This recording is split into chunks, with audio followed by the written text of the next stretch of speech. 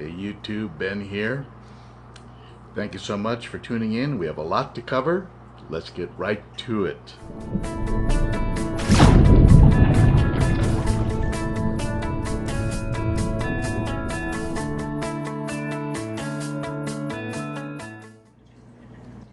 Let's jump right into the stock and let's start with the tank boss.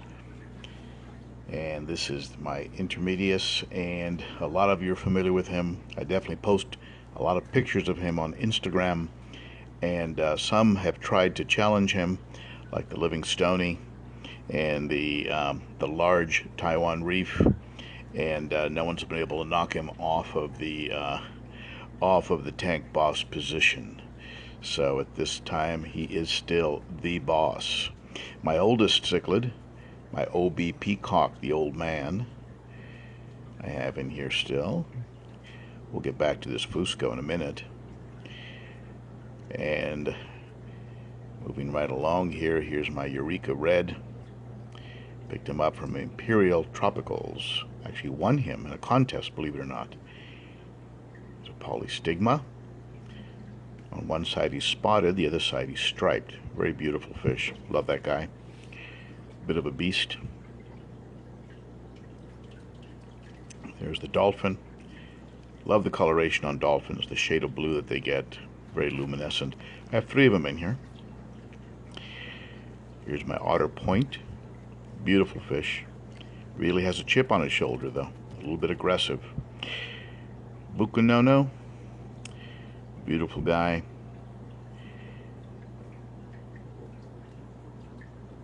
There's my sand diver.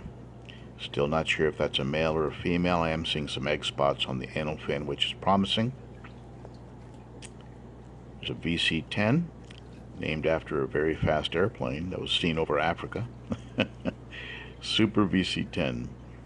And here's my Nimbachromis John Stoney.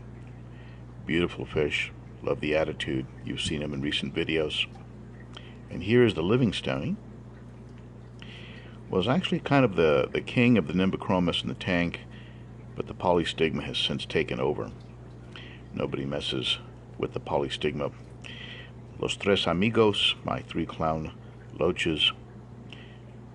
As you can see, very vibrant, very active. This is my Super Red Empress. I have 2 of them in here. They were very beautiful in the 60, and when they came over here, they colored down significantly. I think they were a bit intimidated by the size of the fish. Nimbachromis Linny. You gotta love the face on this fish. The Linny. Starting to lose a little bit of the markings, which is a shame because they're beautiful markings, and becoming solid in color. Here's my Malawi Gar, drifting around. Has finally started to swim around a bit more. Was a little bit in shock when I first brought him over. Here's my giant Taiwan Reef, up around 7 inches. Just a big, gentle giant. Beautiful fish. Here's the Didiachromis strigatus. Obviously a male, built for speed. It's like a torpedo. I have very high hopes for that fellow. You can already see beautiful markings in the anal fin and the dorsal.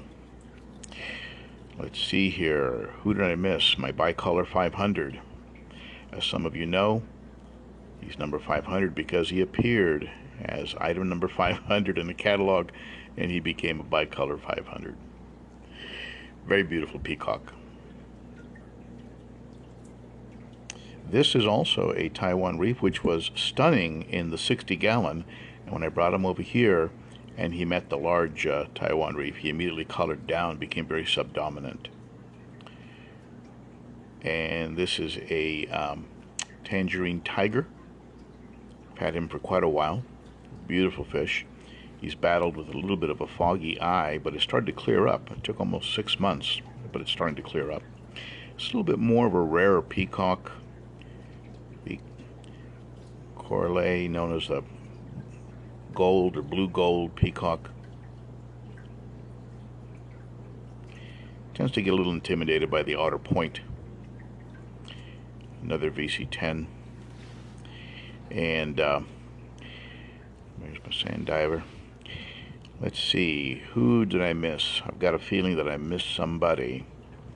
Yep, I think, yeah, I missed the Malawi hawk. Let's get a close-up of that Malawi hawk there. And there we go. Nimbachromis christii. Not sure if this is a male or female either. I see flecks of color appearing every now and then. But like with the sand diver, it can take a while. Very slow to color up, very slow to show their true colors. I'm not going by the anal fin not having a point because that changes over time. Here's an obvious male. This is my Venusis, or Giraffe Hat, as some people call him. Beautiful, beautiful coloring, marking, nice blaze. And here is the Fusco.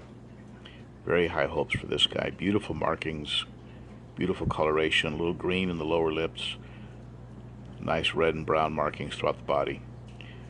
Lots of high hopes for that guy. Now let's talk about the tank. I certainly got a lot of comments, mostly positive about the transitions I've made in the tank to remove some of the clutter. I went ahead and did some additional moves. I created more space in the back, and this allowed me to put the algae scrubber in the back, also turn the intake for the fluval, and also allowed me to put the heaters horizontal and low so they're not touching anything, so they're just surrounded by water. I moved up the power heads so the circulation is very good back there, and I was also able to create a little bit of an overflow at the back of the 3D background, which was my intention all along. I wanted to create a little bit of an overflow back there, not enough to where a fish could get sucked in. So I'm happy with the look. Some of you expressed some concern, and I appreciate that. I did take some of your suggestions to heart, such as putting that algae scrubber behind the, like I did, and that required scraping off some of the black paint that was on the back of the tank. But it wasn't that hard. I had a straight edge that I used, and it was a pretty easy job. So overall, I'm very happy with the way the tank is looking. As you can see, the water quality is pristine. That's it. Thank you for tuning in. It's greatly appreciated. Do leave your comments below. I read them. I will comment on them and get back to you and reply. Thank you so much, and have a happy holiday season.